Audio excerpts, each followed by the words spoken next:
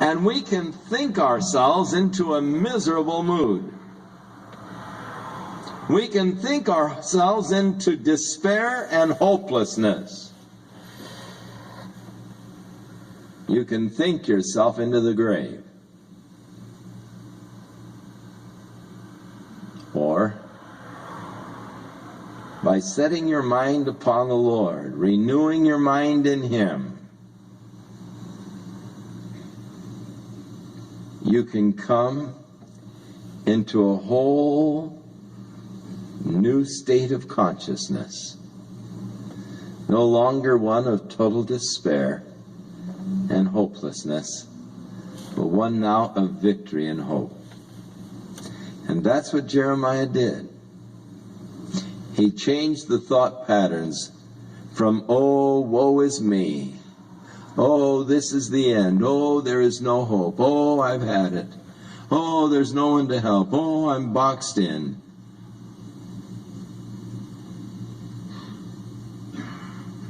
To thinking about the Lord.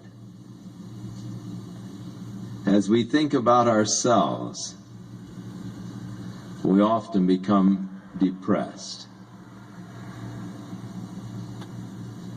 Because none of us are all of what we would like to be. We, each of us, have a divergence between our ego and our superego. The real me and the ideal me. All of you see yourself in an ideal way. This is what I really am, providing everything is, all right. It's only because of these other factors that you see me like this. This nastiness isn't the real me. I'm very sweet and generous and kind and benevolent and loving and marvelous and a very lovable person. The person that you see is what has happened to me because of, what you've done. But that's not the real me, you see.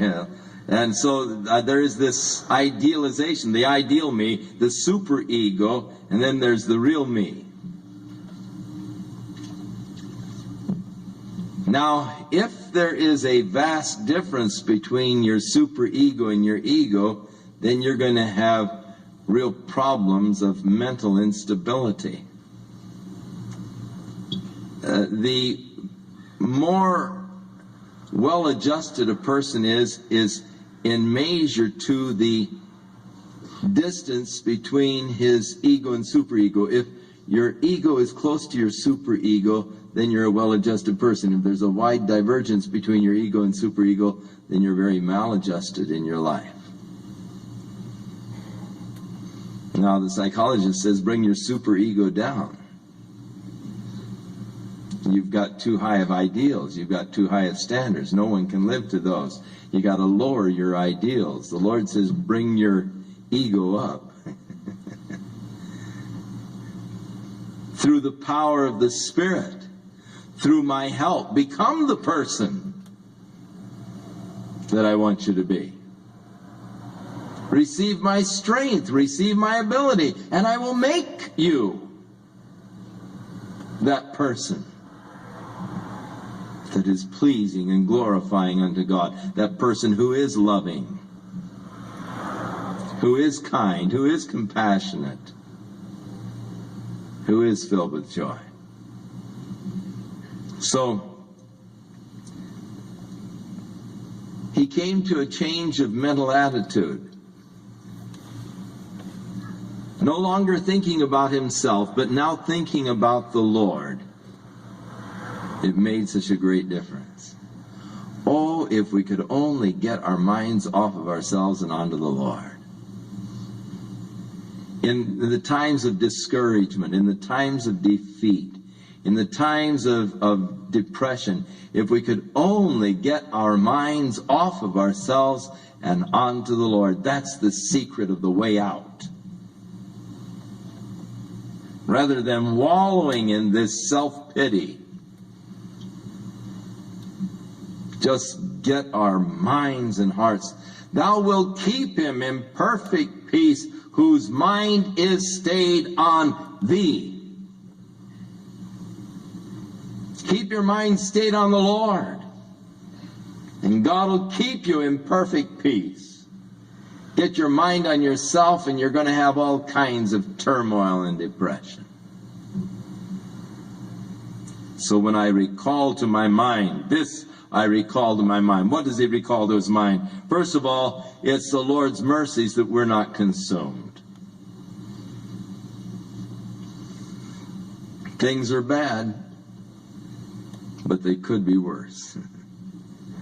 It's God's mercies that we're still here. The fact that I wake up in the morning is proof that God is merciful. You see, God's under no obligation to keep me around. It's only by his mercies that I've not been consumed. Secondly,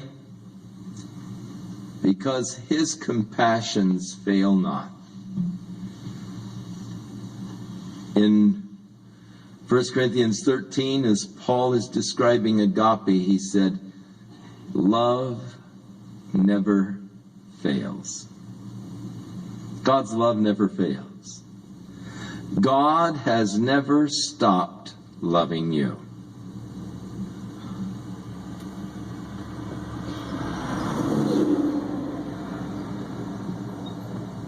God does not love you when you are good and hate you when you are bad. God's love for you is unchanging. It doesn't fail. God's love is continually being poured out upon your life. God's love is not contingent upon what you are, but upon what he is. Boom. His compassions, they fail not. Love is not love that alters when it alteration finds. Oh, I love you.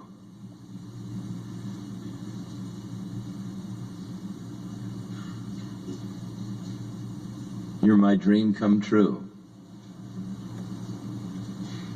I'd swim the Pacific to be by your side.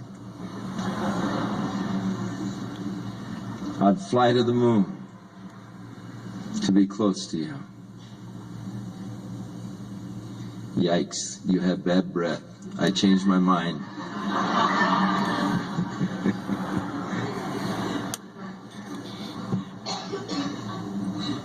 That's not true love. Love is not love that alters when it alteration finds. We have in our minds, again, an idealization, the perfect man, the perfect woman. And we meet someone and fall in love not with them, but with our idealization.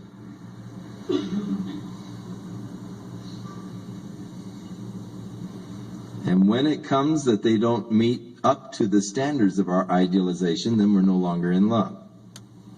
That's ridiculous. You never were in love to begin with. Love is not love that alters when it alteration finds. Therefore, true love is hard to find among men. And that's using it in a generic sense, talking to the Homo sapien. True love can only really be found with God.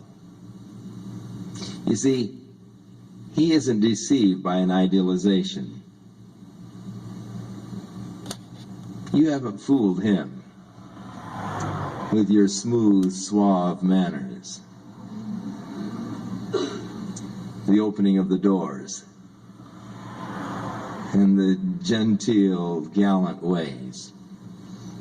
Hasn't deceived him at all. He knows what a rat you are from the beginning.